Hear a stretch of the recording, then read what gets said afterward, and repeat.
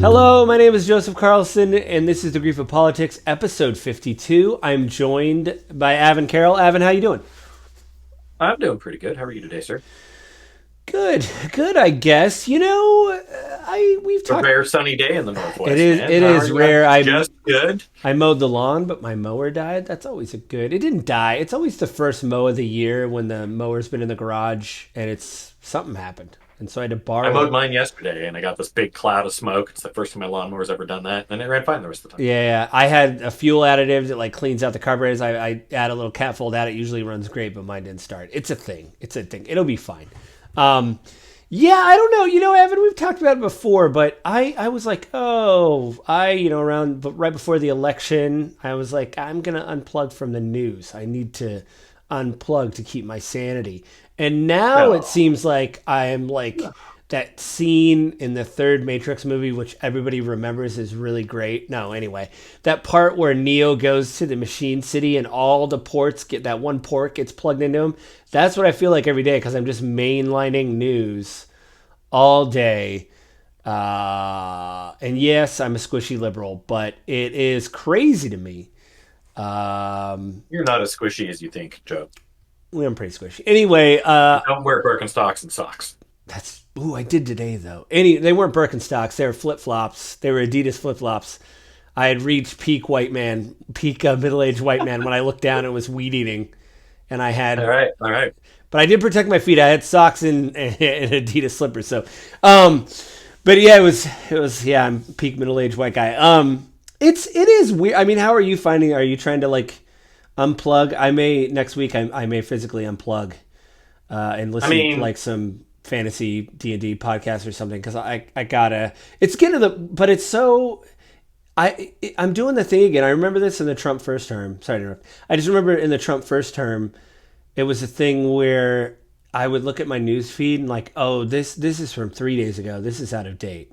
I need to find the thing that happened 7 hours uh-huh. ago, and Right, right. I find Where's today's I news? need I need to and This is oh 15 hours old. It's yeah too old. yeah, and you're like 21 hours. That was yesterday. He paused the Yeah, tariffs. yeah. Like it, Right. yeah. And so I find myself doing that again, and I just had this epiphany.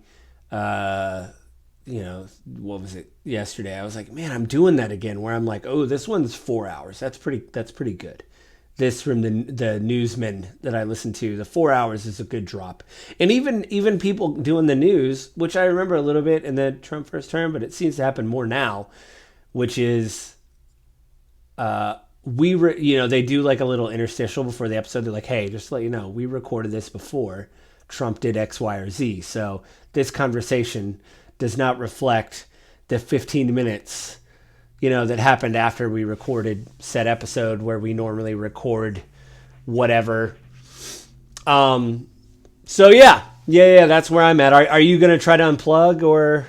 I promise not to interrupt this time. I mean, I kind of already did. If you don't remember last weekend when we chatted, and I was like, "No Yeah, politics, yeah, Joe. yeah. I need a break." You physically had to tell me, which is probably We've got some smart. other stuff going on in life that we're trying to work through. Like, That was my wife and I are getting ready to sell our house and move, and like getting that planned. And we were originally gonna like move before we sold. right. There was just so much going on, and then everything in the news at the same time was like, "No, no, no. I got to take at least a day, just disconnect and like And do things I enjoy, and I can relax it." like a true addict, you said, "Listen, send whatever you're gonna send me, send it to me tomorrow." And we weren't even recording. And I think I sent you a funny video in the morning, and then the next thing was, and now the bad stuff. And I sent you Yeah, I sent you some yeah. videos of deportations, which we'll probably talk a little bit about Hmm. in this episode. But let's So yes, in general, it's moving so fast, and it's creating a very high level of stress, anxiety, frustration, and so it's like, yeah, I need a break for it's like a weekend. yeah. Again, I think next week I'm gonna like listen to like fantasy, like like I listen to video game stuff. But one thing that I've noticed, just as a side with video game stuff, when Trump dropped the tariffs on the reciprocal tariffs, a lot of video game podcasts were having to talk about tariffs because Right. the Switch 2, the day the Switch 2 got announced, and they were going to have pre-orders on I want to say it was the 5th of April or the 9th of April. They had to pause them because of the tariffs because they didn't know. They paused them in the United States. And then they paused them in Canada because they paused them in the United States and said, well, it's basically the same continent. We don't know what's going to, it's North America. We don't know what's going to happen. And now these video game podcasts had to talk about tariffs. And one of the people I listen to, Kind of Funny, Greg Miller, the host and co-owner of the Kind of Funny, said, everybody in the comments always tells us to not talk, keep politics out of games. We just want to talk about games. We want the escapism. And he said, which I understand. But now they're at your doorstep, and you're going to have to deal with them regardless. Because if these tariffs go into effect, your Switch 2 is going to cost anywhere from, well, we don't know because he paused the tariffs. So, 10% to 100% more. Yeah. Lord only knows where it'll land, if it lands at all. Yeah, and then is he going to pause it again? We were talking on the phone yesterday that he paused electronic tariffs on what, phones and laptops, video cards, maybe tablets. I don't remember that, but I know tablets and phones. No, that's what I was asking. I'm not sure. I know he did like phones and things. Somebody pointed out, again, I was mainlining the news this morning, and it was very much like, hey, do you know that like all the cheap clothes, those are still tariffed, but all the expensive electronics like phones and laptops, like those are paused. So there is kind of a class thing with that too. Instead of pausing cheap goods like that go to Walmart that regular people can afford. I'm not here to crap on Walmart. You're on a budget. I know there's jokes about Walmart, but if you're truly on a budget, you go to Walmart. Like I've been there like, oh, this is so cheap. I need these things and I have a budget. And so that stuff's getting tariffed. But like if you and I go to like Best Buy and get an iPad, it's like, okay, well, this is kind of a class thing too. Like I don't know. What do you have you talked to anybody? I mean, any other like conservative friend? Do your friends think it will equal freedom, as I've heard? Most of my conservative friends are most heavily talking about how none of us have been told about the tariffs that are coming against us. One of my more conservative friends last week, or week before last, on Freedom Day. Liberation Day. Everyone was freaking out. Liberation Day. Yes, sorry. A few days my 401k was liberated. It was. Yeah. I was like, wow. So a day or two after that, everyone's already starting to freak out. Oh my God, this is crazy. This is nuts. Why are we doing this? Hey, the formula they used is insane. Like no one uses this formula. Why on earth are we like basing this off of? Yeah. And it seems like they times it disparity. It seems like they times it by 4 as well instead of dividing by 4 or some weird thing like. No, they divided by 2. Oh, okay, but what it was the percentage of trade in versus percentage of trade out, and like this whole complicated thing. But it was actual trade, not tariffs. It was based off of trade disparity. So, right. Are we importing more from them than they are from us? And like Vietnam was the perfect example because Vietnam is a very poor country. They do not buy a lot of American goods, and but so they ended up getting a very high. Yeah. But they make a lot of stuff, right? Yeah. A lot of companies have moved to Vietnam for manufacturing. Again, to bring it back to Nintendo, years ago, Nintendo got in this problem. They didn't want to. They knew China was going to get tariffed, and so Nintendo said, "Okay, so instead of making stuff in China, we will go to Vietnam and Cambodia." I think was the other one. So they moved their manufacturing facilities there, and then Vietnam got hit with 34% tariff. I don't know the exact percentage, 30+%. So anyway, so the friend posts this thing about.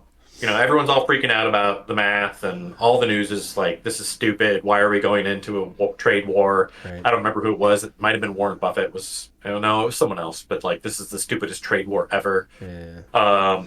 The best quote on CNBC I saw was like, this is the equivalent of burning your house down to cook a steak, which I thought will stick with me until the day I die. I will remember that quote because I was like, yeah, that's pretty. That's a good. So anyway, I'm doing a long roundabout way of answering the question. Anyway, the friend posts this thing that's talking about like, why are you guys all freaking out? Like these countries have been taking advantage of us and hurting us for decades. We're just being taken advantage of, and like this is over. We're no longer being taken advantage of. And he listed all these different tariffs that go into effect against the United States. And like one of them was like 290% on American chickens into Canada, or American chicken into Canada. Yeah. And I'm like, that that's crazy. So I immediately went to go Oh research yeah, it. you sent me And that yes, article. the number is accurate.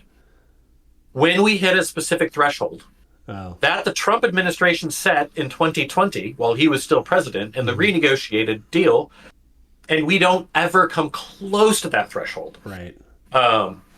Because we're not threatening Canadian chicken farmers at the level that we're exporting. So it doesn't matter.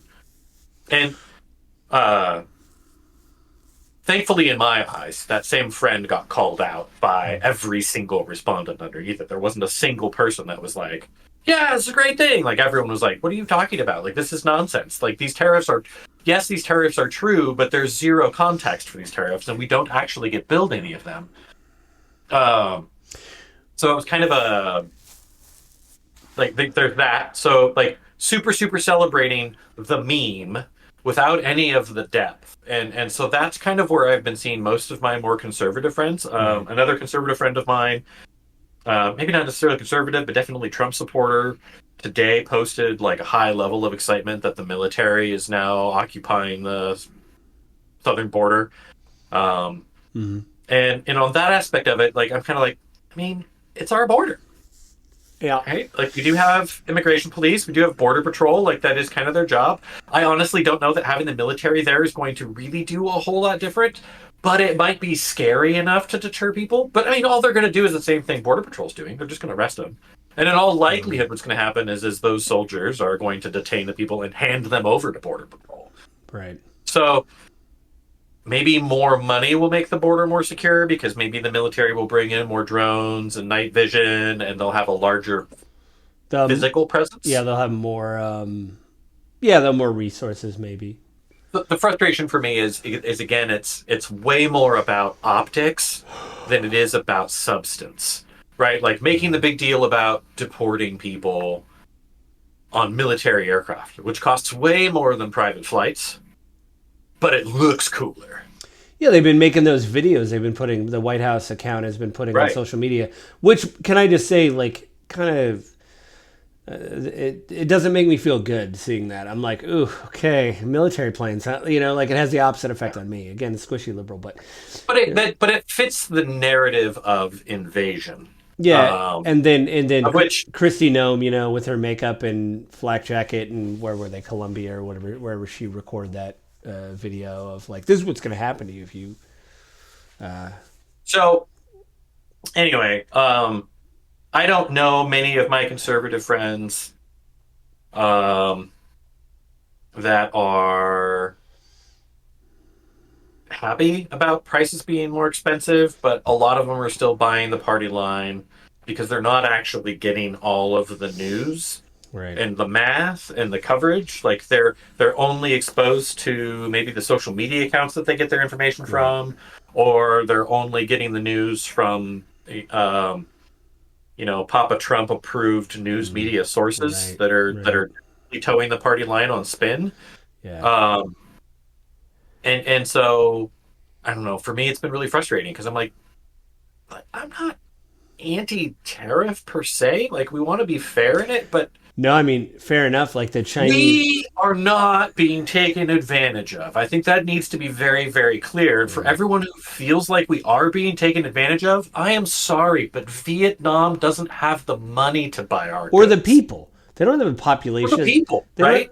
Now, Europe, maybe there should be some balance in that. Like, we buy a lot of stuff from you, European Union. We're looking at you, Germany, and all of your cars, your BMWs, your Mercedes, right? Like, a lot, Volkswagen, a lot of your vehicles are imported in the United States. Maybe we should balance this a little bit. Yeah, I mean, but like, even Japan's not importing American cars. Where are they going to put them on their tiny little roads? You've seen Japanese cars? Yeah, I mean, yeah, you know more than I. I mean, you've been to Japan a few times, but. And the thing too is they're just expensive. So, like, they're expensive for us. Cars. If I bought a Ford F-150, it's expensive for me. I can't imagine it importing to getting exported to Japan, or import whatever. You know what I mean? Sent to Japan. Lisa and I saw a Jeep when we were in Japan last time. The company Jeep, a lifted Jeep with big wide tires, like the Jeep you would see driving around here, like Jeep Cherokee Jeep, like Jeep Wrangler. Oh yeah. And it looked weird, didn't it? It probably looked really weird, right? it wouldn't fit in any of the standard parking spots. They Yeah. legit had to park deep in the parking lot it was in and took 2 spots Yeah. And people, and because nothing is designed for it. people got out of their cars and go, oh man, look at that garish thing. Like they're just like, it's just an eyesore. Hopefully he made it like lime green or something. That would have been, you could even see it I don't coming remember in. color. It didn't need it. Like it could have been completely gray or black, Yeah. and it would have still stood out like a sore thumb. Like it's just so big. It will fit on their roadways, their main roadways, but when you're driving around in the smaller towns. So anyway, the point is, it's Well, like that's got to be it. victories, Yeah. but they sound like victories to people who aren't actually getting all of the context and information. And Yeah. so I just feel like, man, like you guys are being taken so advantage of at this point in time. Like we are so rich in the United States. Like these countries aren't taking advantage of us. The world order that we established post World War II with our network of allies and trade partners, right? Like we are as wealthy as we are because of that. Well, And people will decry like, oh, manufacturing jobs left the United States. We don't want those. Have you found an American person who really wants those jobs? Like, No. like there's people that do it that are very proud, right? I live right next to Boeing, Yeah. right? But that is not the manufacturing jobs that they're going to end up bringing back. Right. What's going to come back? It's going to be low manpower, high robotic manufacturing jobs. Yeah, I mean that's the thing. In fact, to not get in a fight with your conservative friends, we have actually benefited from all that cheap labor because again, people have done the math. It keeps our goods cheap. Yeah, we, and I know Besant, what is he, not the Commerce Secretary, I think? Trade. Trade. No. Yeah. Yeah. Because Lutnick is anyway, it's Lutnick and Besant. Let me just tell you, watching the news and seeing Lutnick at least sounds like a car salesman. He's like, hey, Trump's doing this. It's great. Let him run, the economy. Let him do what he needs to do. He will fix it. You're like, I'd buy a used car from this guy. He seems excited. Besant, on the other hand, I'm glad he's good with like the stock market and numbers because like just his tone. What an absolute wet piece of cardboard. Just every time he gets up there, he doesn't raise his voice. He's very monotone. He's like, well, this is Trump is doing. And you're just like, I have no confidence this is going to work out. Like, at least, like I said, at least with Lutnick, I'm like, well, there's some passion there. Even if I don't agree with him, he's excited and he could drive the economy into a ditch, but good for him. But me personally, right? Like, I look at these policies and like, we want to bring America a good middle class jobs back. We want to bring manufacturing back to the United States. Like that's kind of the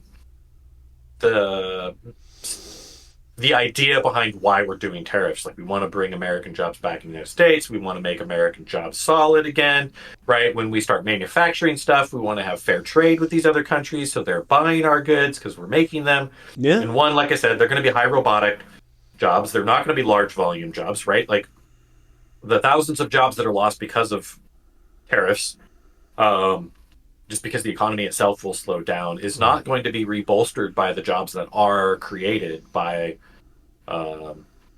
what manufacturing does come back in the United States, just because what it is. They'll be good paying jobs, though. So there is that aspect of it.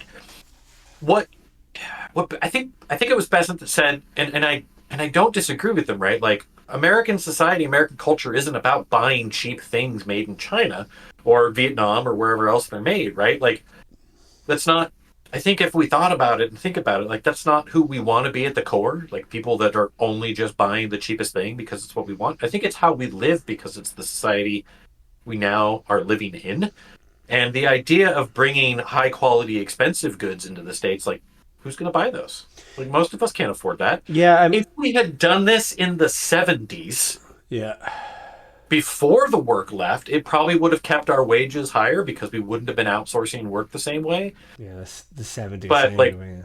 we're 60 years too late, 50 years too late. Well, I'd say this too. I mean, whatever you want to say about the CHIPS Act, I think the one thing that came out of it was that wasn't there that Taiwanese chip maker? They're actually going to open up a thing in Arizona. Yeah, that's yeah. So but again, that'll be several hundred jobs, maybe a couple thousand. Like and they're going to be really good paying jobs. And they can't work fast. I mean, we did a whole But they're thing. high skill. Yeah, but we did that whole thing on semiconductors where it's like climate controlled. And my point is this: I think you because didn't Trump hasn't he canceled the Chip Act or stopped it or hauled the brakes on Got it? in bits and pieces of it. I don't know if Right. he stopped Yeah. it altogether, Well, but that's and before, on the campaign trail, he made the boast that like, well, if I was president, it would have already been built. We wouldn't even be trying to do it this way and enticing them with money. We would have made them come over here because again, he's thinking that with tariffs, he would force them to come right. over. What's happening right now with the tariffs, Joe? They paused him. He China, oh they put tariffs on us. Japan, and Taiwan, and South Korea. South Korea. And no, I think South Korea backed out, or maybe Taiwan backed out, but they were all working together to establish tighter trade with China, Yeah, and you know what else? not weaken it, Well, you know what to else? strengthen it. In Europe, they said, okay, we're going to put tariffs on, and for this whole thing that's happening in Ukraine or just in general, we were buying munitions from America. We're getting our bomb, but now we'll just do it from our factories. So they've actually shrunk trade. And I'd have to say, like, listen, I do like you. I kind of agree with tariffs. I mean, right now, if we allowed China to import cars into the U.S., it would gut out the American auto manufacturing. If they can make a car for $10,000, it's electric that they can charge in 10 minutes. There goes a big chunk. I'm not going to say, well, it'd be a lot. Anyway, There's a balance in it, though, right? And honestly, if we want to look at a country that's not friendly towards us to have tariffs on, I think China is a country that I would look at. But Japan, yeah, I know. Like one of our biggest allies. Yeah. Well, right? my point is, though, that like, if you wanted to do this, it seems like Trump is on step two before he got step one done, which is actually having a manufacturing base. Because then you have some leverage to say, no, this is what's going to happen because we'll just do them here. But we can't. The problem is that American companies are addicted to the cheap labor and manufacturing overseas, and he gets that. And so, assuming Trump is paying 4D chess like most of his zealots think he is, um, sorry to anyone friend of mine that is a Trump lover, but Do you I mean, think Trump like, has actually ever played just chess? Like just sat down and I played don't know. chess? Just a game of chess. I mean, I have and I I, suck, but I just don't see it. I don't see it because, right, like I work in professional business environments and I work close to these people and I know how these systems work. And like Doge, Doge is a perfect example of why I don't trust the Trump administration is actually smart businessmen doing smart businessman things. Why? Yes, we need to cut fraud and waste in our government. 100% zero argument for me. Guarantee you like 85% of Americans would agree with that statement right off the bat. yeah. As long as you qualify it by saying, we actually want to fight fraud and corruption and waste in the government by putting in place systems and processes that clean it up, not just paying it lip service. You don't do that by walking in, running a 1 day long analysis of staff, and then going, this is fraud, and firing 10,000 people from an organization. You have literally no understanding of what those people do, which is why they fired off people at Department of Energy who watch over our nuclear That's weapons the stock. worst. That And was the like worst. they find out later because those bosses, or maybe way up the chain, is like, you can't fire that team. They watch over our nuclear weapons.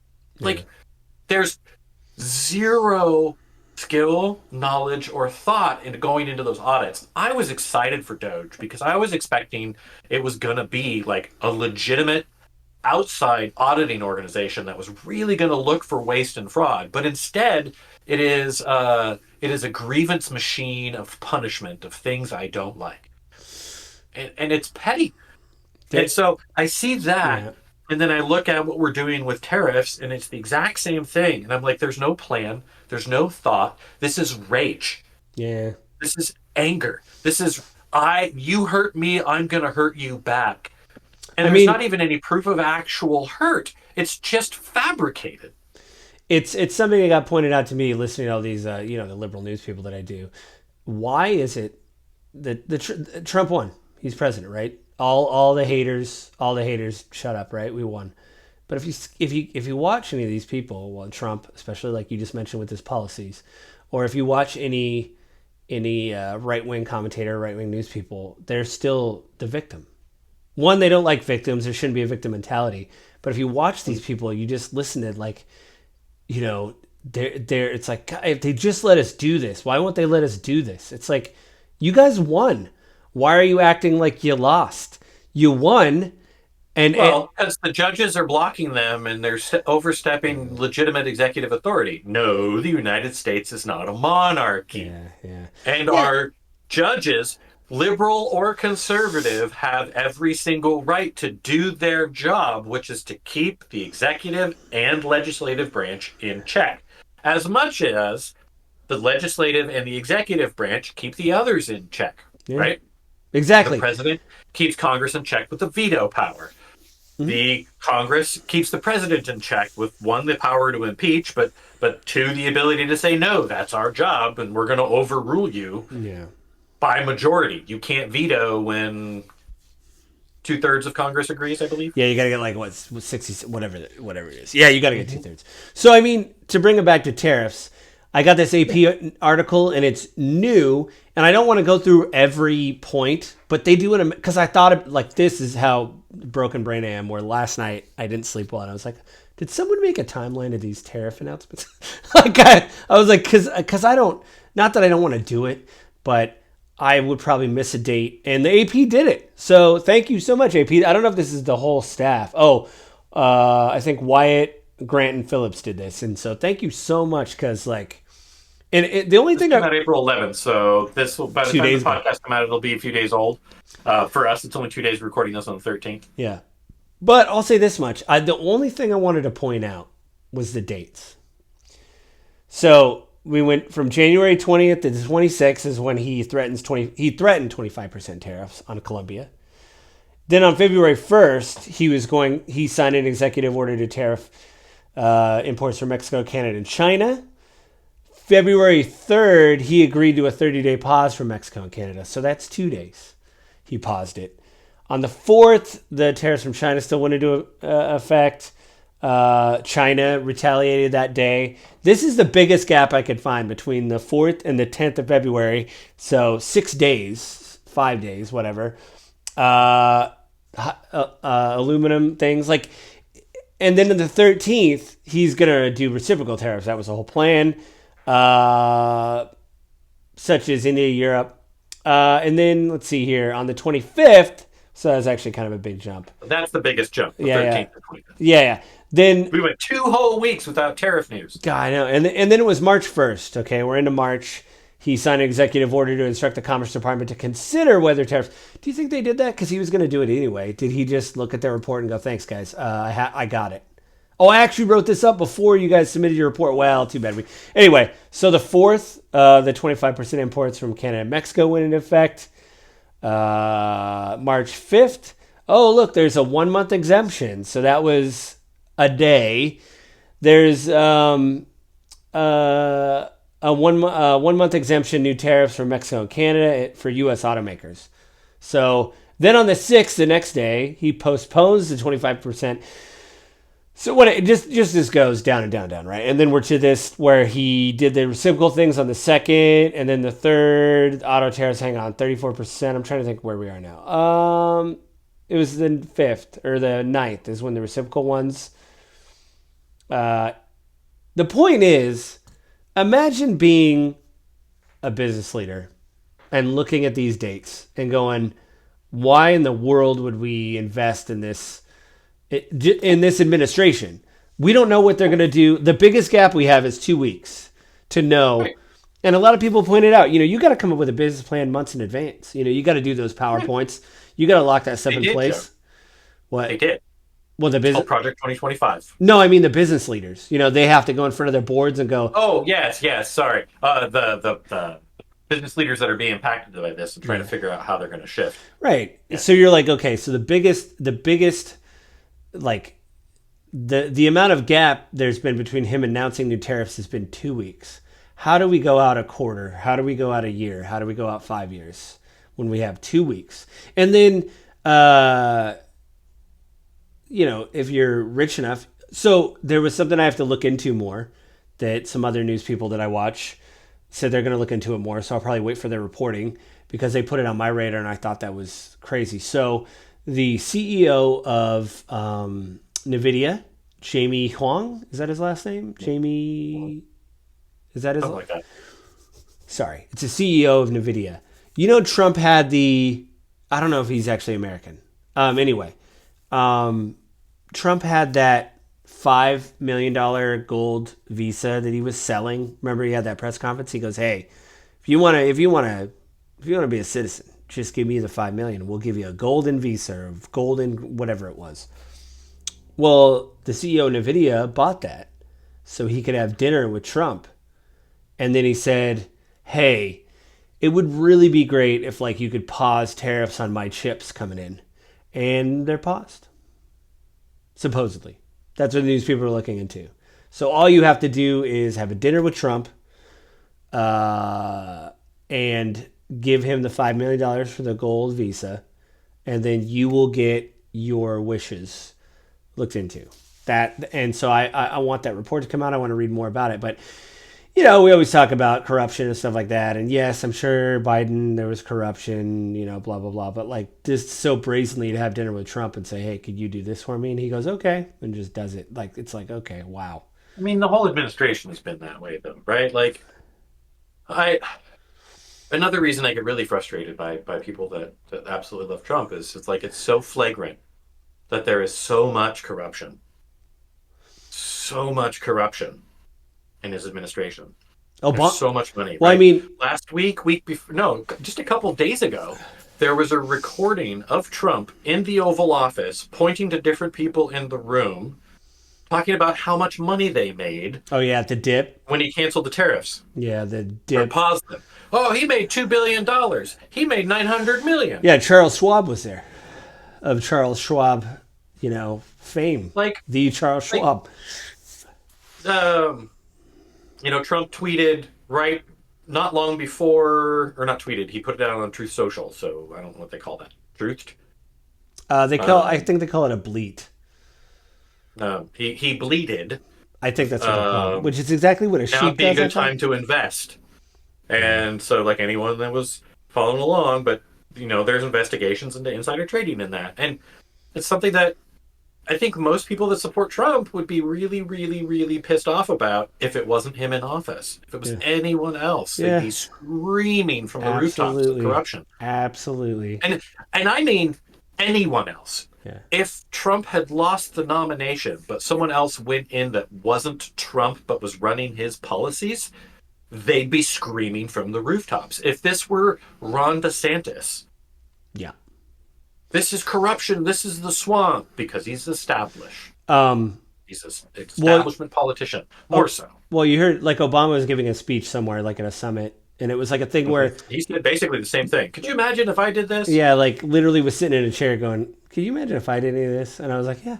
Yeah. The right would the right there was that famous clip of Fox News, I think, with Hannity making fun of his like brown suit he was wearing. He wore like a light tan suit. Obama did somewhere, and they're like, "What's up with this suit, Mr. Obama?" And I'm like, "So that's what you got?" And then they made fun of the fact that he was getting a hot dog at some event, and Secret Service around him. He's like, "Yeah, I'll take a hot dog." And he's like, "Can I get Dijon?"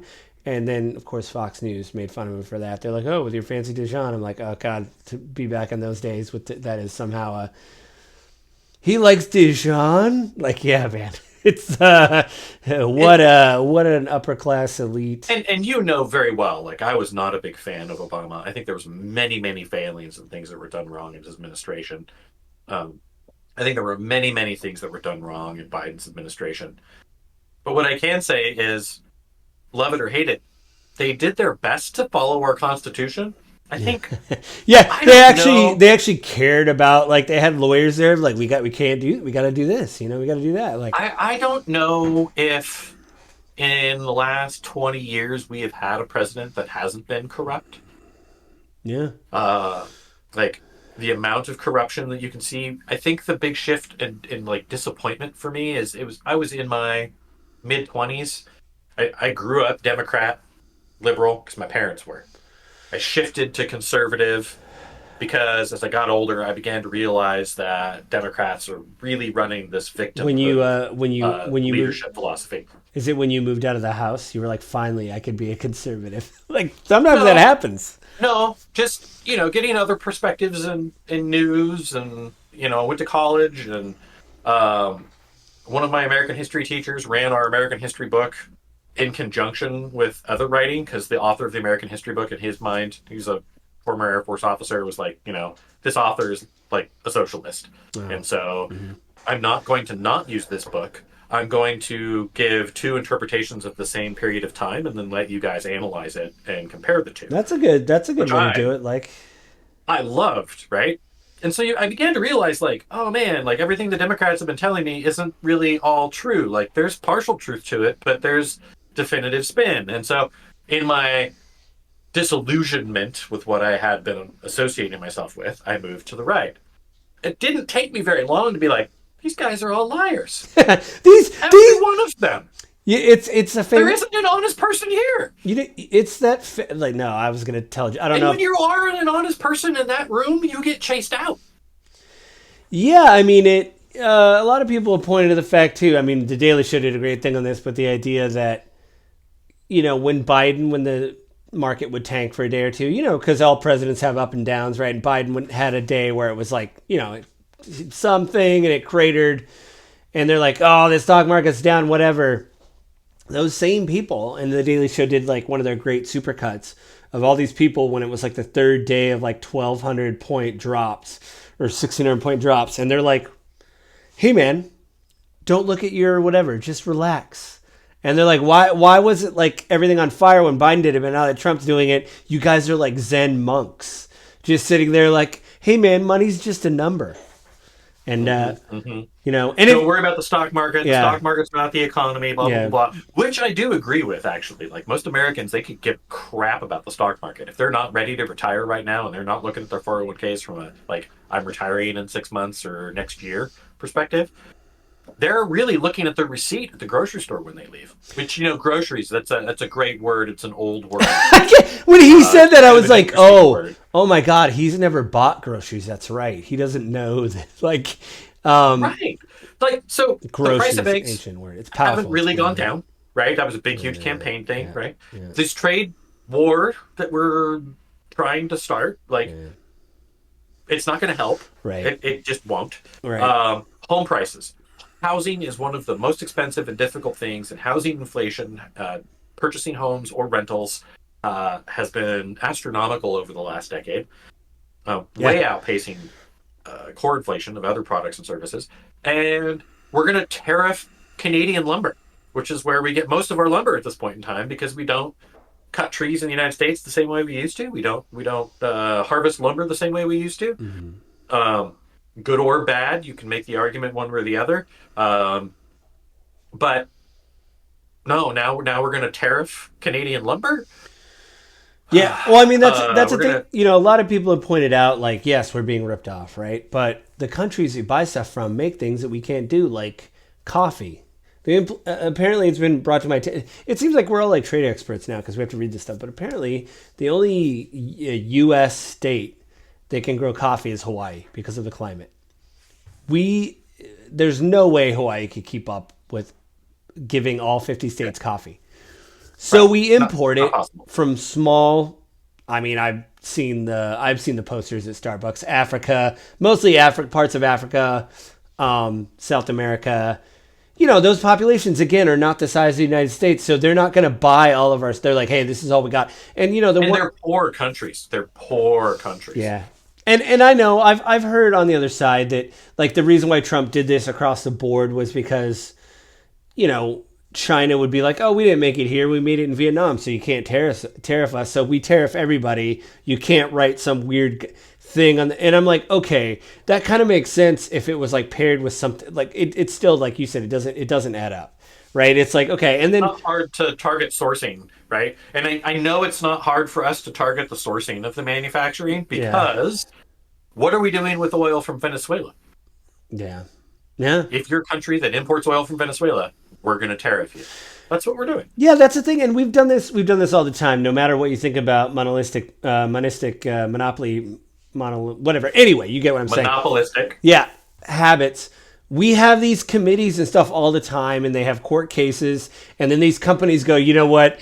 You got us dead to rights. We did manufacture it in Vietnam. We tried to skip out on a tariff, and a judge goes, you're fined $5 million. And there's an article that goes, this is nothing, but they pay the fine and we move on with their lives. So it's like so weird to me that it's like, we're going to do this. It's like, just listen, I'll say this again, being up and not being able to sleep. I just had this epiphany about all this stuff. Like, hey, this is, for good or bad, like, again, squishy liberal. I'd like the world to be a better place.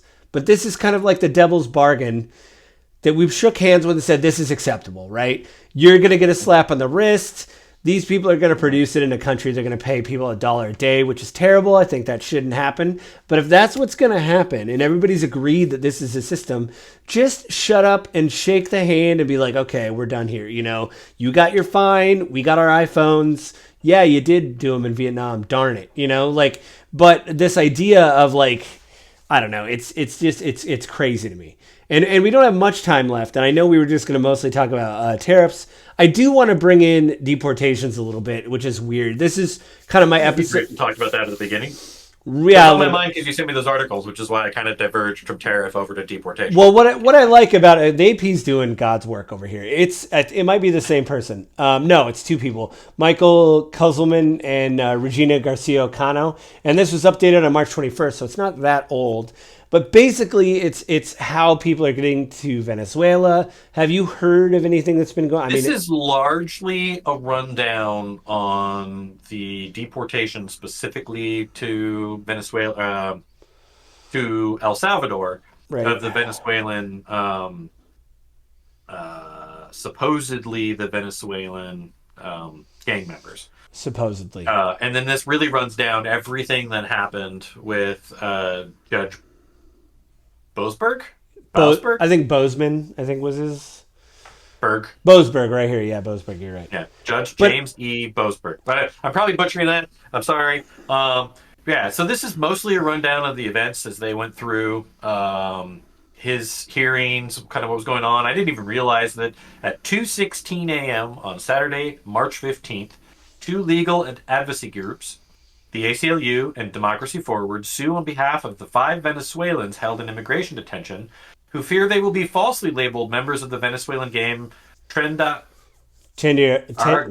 Yeah, Trende Aragua. That's what I keep hearing them called. Trende Aragua. That's sorry, I took German and now I'm studying Japanese. My Spanish is it's low on the rung. Yeah. Falsely labeled members of the Venezuelan gang Trende Aragua. And deported under the 1798 law, which lawyers expect to be invoked soon. So, like, the lawyers were already expecting, so there was already somehow information coming through that this was going to get used. That's how it was going to happen. So, like, they tried to get in front of it. And then it just runs down the timeline. What happened on Saturday, March 15th? And it's massive. Well, it talks about all the different planes with their tail numbers, as when they departed, when they landed. Well, the thing is that I find so fascinating about this is there is people out there like screaming from the rooftops, like, "Hey, we're just disappearing people in planes." And I've heard legal scholars on both sides debate, should individuals that aren't citizens get due process? And what many people in these advocacy groups like the NAACP and stuff have said, listen, the Constitution is very clear when it says citizens get these X rights and individuals get Y rights. And so if we're going to say, I mean, I don't know, I've never asked you, I mean, does it bother you that illegal, I'm saying it like accusatory, but does it bother you that illegal immigrants get the possibility of due process? Avin, does it bother you?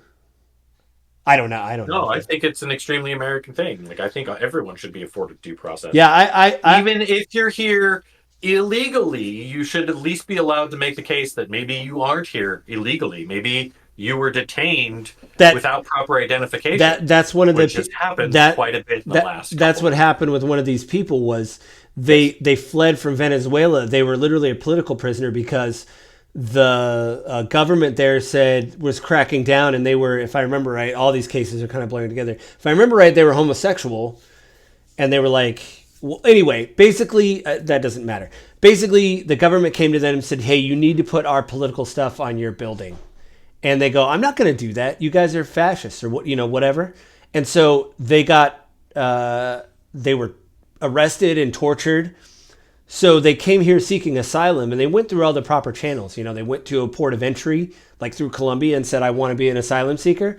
We went through the process, but they were in a facility like in Texas, like for like a year, and they're going through the process. They're meeting with a lawyer. They're going to all their court appointments, and then we tell them to get on a plane and go home. It's like, what do you think those people are going to do to them? When they get back home and they've already been a political prisoner. There's going to be people there that remember them. I mean, are they going to be able to get out of there? Like I can't imagine that. The one guy that recently got he was from Dallas. Everybody's like, "Oh, he's been in the country for years." It's like, yes, but what he did was he got protection from a judge, I think in 2016 or whatever, maybe 2019, where the judge said, "Hey, all this, we're afraid you're going to get killed if you go back to El Salvador or Venezuela. So I'm going to put this order that you're protected status and you cannot be deported because we want this process to play out. You have due process and come back in a year. We're going to go through this whole process." And he got put on a plane. And so I think yes, it was a squishy liberal advocate, but they said basically all these rights like free speech, due process, these are unique to America. And I think like you, it is more American to give it to people with green cards, student visas, to say, listen, this is what the country has to offer. We will give you due process. This is what America is. It makes me kind of believe in America more than Venezuela or Honduras when they can literally just put you on a plane and say, and by the way, some of these people are like Colombian and they're like, "Hey, why don't you go to Venezuela?" It's like, I'm sorry, what? That's not even the right country. Like, why are you, because we're paying that guy, the leader of Venezuela, we're paying him to basically be a private prison for these people. And it's so frustrating to me that people are just like, well, he was illegal. It's like, well, first off, no, he wasn't. And the court documents say that he was wearing a Bulls hoodie, which I don't know about you, Avin, but Michael Jordan is pretty popular. And if you're wearing a Michael Jordan hat or a whatever Bulls paraphernalia, it's just insane to me. And apparently they had experts like from different reporters in Venezuela. And they said, well, listen, Tren de Aragua doesn't use tattoos at all. Because obviously, if you tattoo yourself that you're in the gang, then authorities there can arrest you. So they tell them not to get tattoos. Because, again, it's an easier way to dragnet people. So when our people are going, well, that tattoo looks like you're in a gang. It's like, what? Like, you're just using any excuse right now. And even, the White House even admitted, oh, we shouldn't have sent that person on the plane. And the judge is like, go get them. And they're like, it's hard. And we can't call Venezuela. The problem with it is, again, this is the exact same problem that I have with what we're doing with tariffs.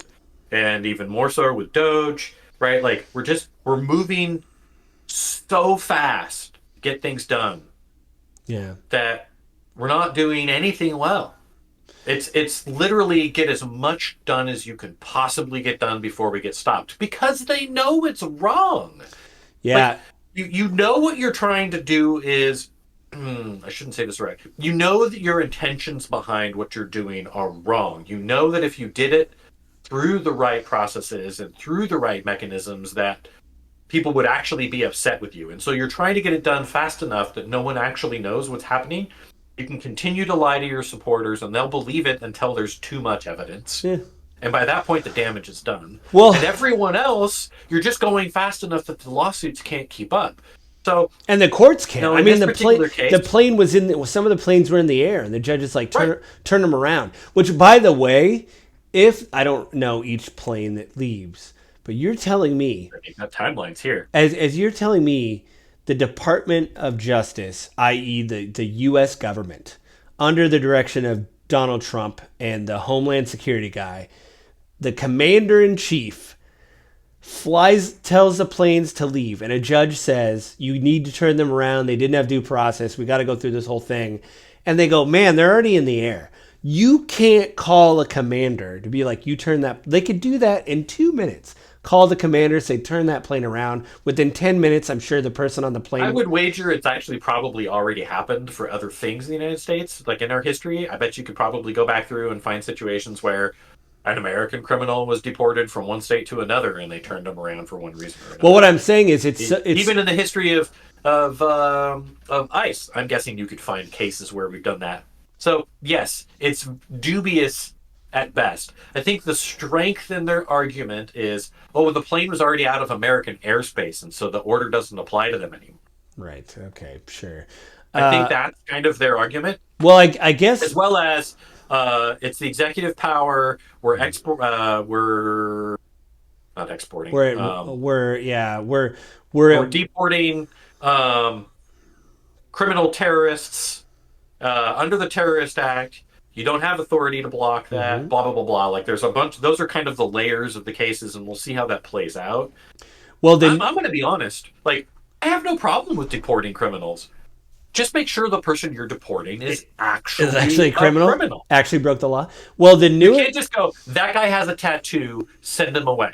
That guy looks like a guy I saw dealing drugs 3 weeks ago. Yeah. Pick him up, ICE. Oh yeah, and that guy had a You hat, so can't. it's hard to tell. You can do that all you want, but it doesn't make it right. Yeah. Well, I mean, even the newest court case. Well, one thing I'll say on that too is, Avin, I'm not saying that I listened or watched the Supreme Court my whole life, but it blows my mind. I have never seen a 9-0 verdict. Never. Could be 1-8, 2-7, 9-0. That I mean, let's just be honest. Sotomayor, like, so strongly disagrees with most of the right that I imagine she would vote against them just because on principle. right, but you have like you have She like agreed. yeah, you have you have you have Clarence Thomas like no.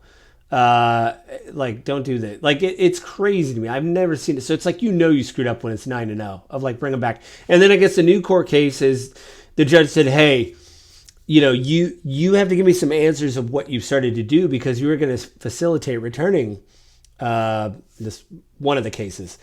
And the lawyer for the Justice Department was like, I don't have anything to say. I don't have any new news. And it seems like from what I've heard of the reporting, even they were kind of like, I don't want to be here. This is wrong.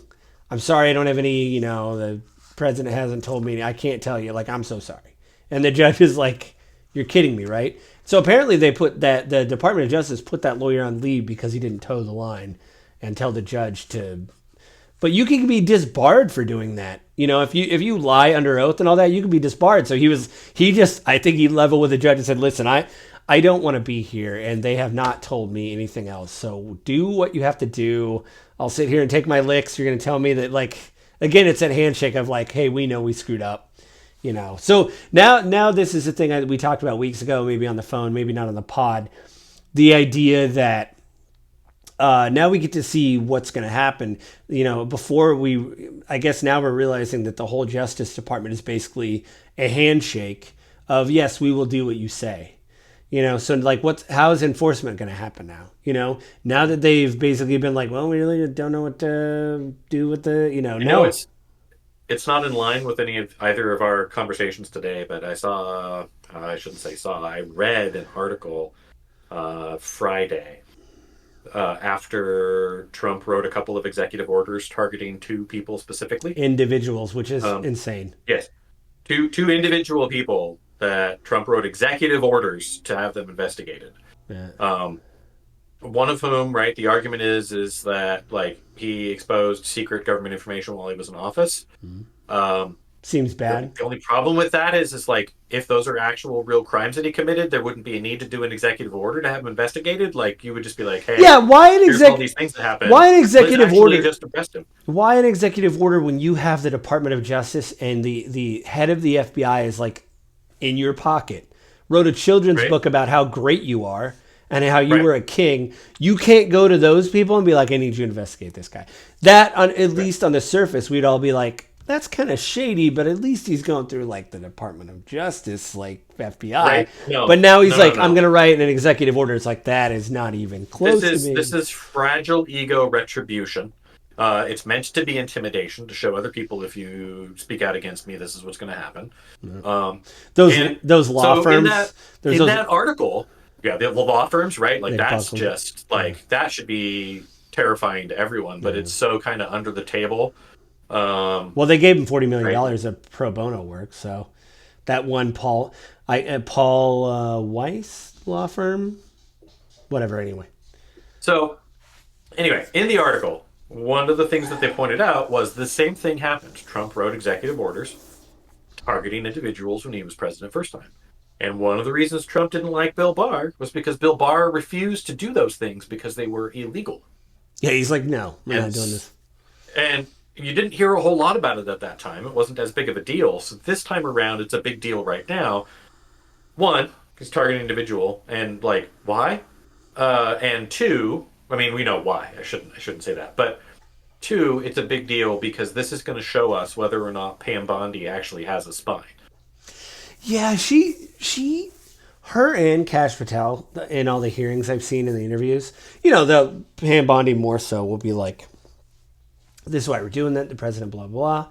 But they do really feel like wallflowers, and the idea of like, we're riding this out. I'm gonna sit in my office. The Signal Gate thing. Cash Patel was there. He looked scared. People just zoomed in on his face while the other people are being asked questions. He looked like he's like, don't ask me a question. Don't ask me a question. Don't ask me. Like that whole look on your face of utter shock of like, please don't. Please, I don't want to be Oh, involved in this. so embarrassing. I mean, I Yeah, don't blame him. Every single one of them there. Even Pete Hegseth looked bad. uh, like a kid caught with his hand in the cookie jar. Yeah, and Trump doesn't want to fire anybody because he doesn't want to give that reporter any. He doesn't want to give that reporter. He doesn't want the liberals to basically have a scalp. We got him fired. No, they have a scalp. They have a scalp on tariffs. Trump caved. Yeah, he did. Trump gave in. And the narrative out there is all these countries have come and they're trying to negotiate with us. Vietnam dropped all their tariffs. We won. This Where is are a the victory. deals? No, Where are the no. deals? One, where are the deals? That's one thing. Two, like getting Vietnam to drop tariffs on American goods is not a victory, right? Like that's not going to bring tens of thousands of American manufacturing jobs back. Yeah. It doesn't help us. It literally does not do us any good. What does Vietnam import from the U.S.? What do they import? I actually don't know, but it's you know It's not gonna. It's not even gonna be a blip well you know if there in was our a economy. if there was a deal with these countries, it would be every day we'd hear about, oh yeah, did we tell you that Vietnam caved? Did we tell you that Cambodia caved? Here's what they're going to give us. And they would be shouting from the rooftops. But just to say like, oh, there's a deal. They're calling us. Good. Avin, I called you today and we agreed to do this podcast. But guess what? We're doing more than the Trump administration because we're recording right now. We're recording the podcast right now. We had a deal and we're doing it. So it's, I mean, we're kind of out of time. I guess we both needed this. We needed a vent session, I suppose. Man. But what could, as we're wrapping up, I think next episode I'll have to do it. No matter what's happening in the news, maybe we'll do a recap. But man, all this stuff is pretty fascistic stuff. And it's scary. It's scary to see what kind of power Trump's going to try to consolidate. And then again, what the courts can do to push back, and if those orders or whatever are followed through with, like what's going to happen if the executive branch has to execute on some of these things. That's what I'm worried about. There's all these stories. If I told you before we recorded, if I can figure out how to do the sticky note web board of look at this and then this leads to this, I'll do it.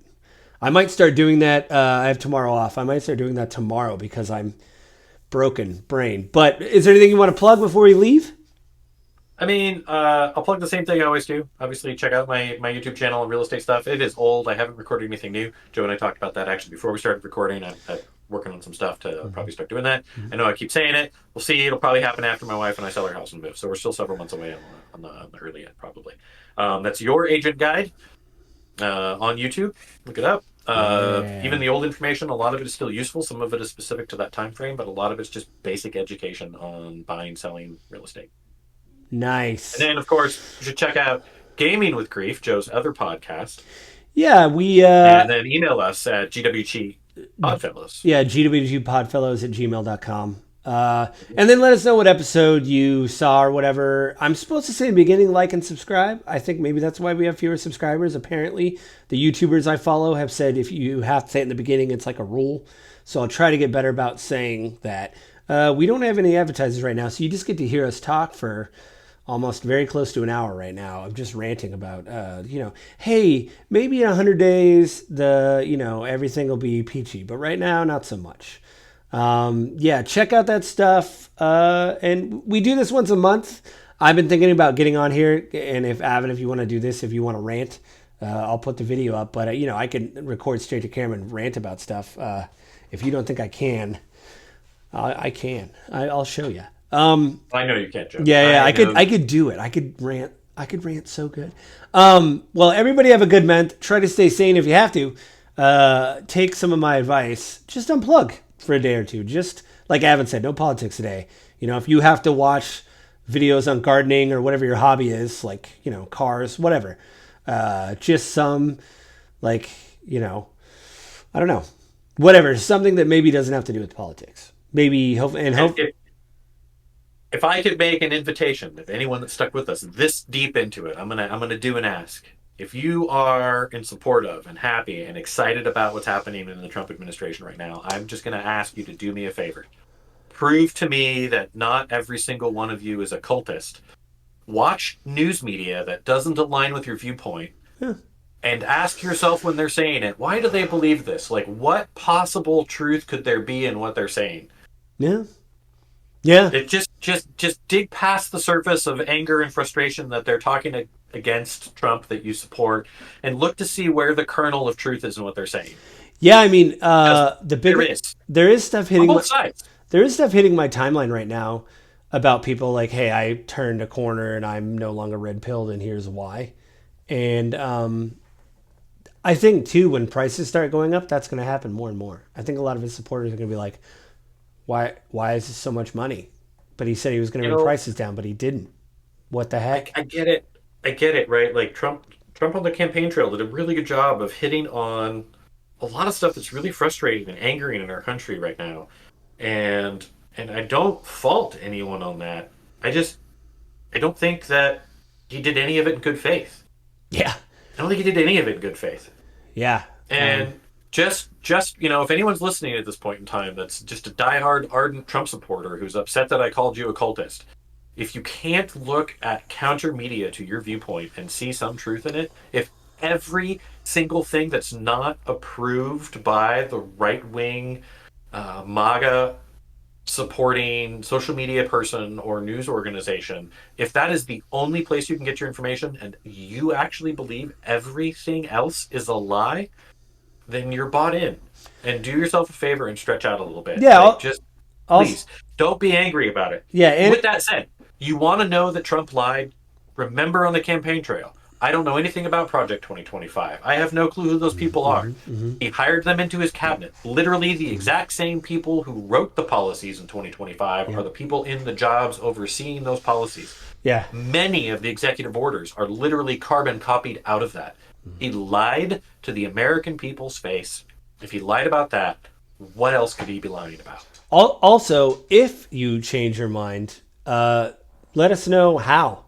I don't think it's going to be our podcast, but maybe there's a YouTuber that you really like that, like, they brought up a point, or maybe it's someone that you got turned on to that like totally just changed your mind, and let us know, because I'd probably watch that YouTuber. So yeah, with that said, everybody have a good month, and we will talk to everybody next month.